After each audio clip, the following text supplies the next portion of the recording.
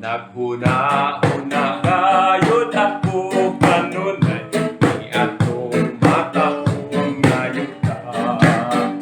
Ay dito man wala na'y mga kalakay, sanang mga kakapoy pa.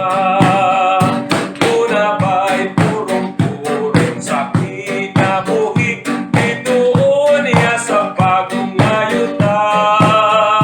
Hatagi ako Jesus ni ating tanan, kay aron ako mapulahan. Dako pagkamali pa yung gayon, na ikaw ang matuon na agyan. Ikaw magapanalangin ka na tungod sa pagkaluon mo nimo. Tuna pa'y purong-purong sa kinabuhi, ditoon niya sa bagong ngayuta.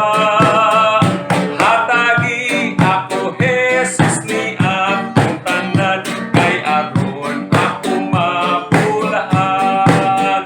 Tuna pa'y purong-purong sa kinabuhi, ditoon niya sa bagong ngayuta.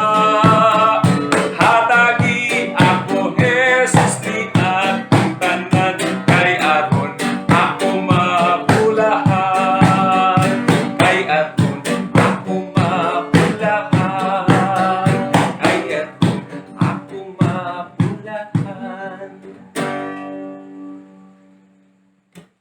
Man nga ba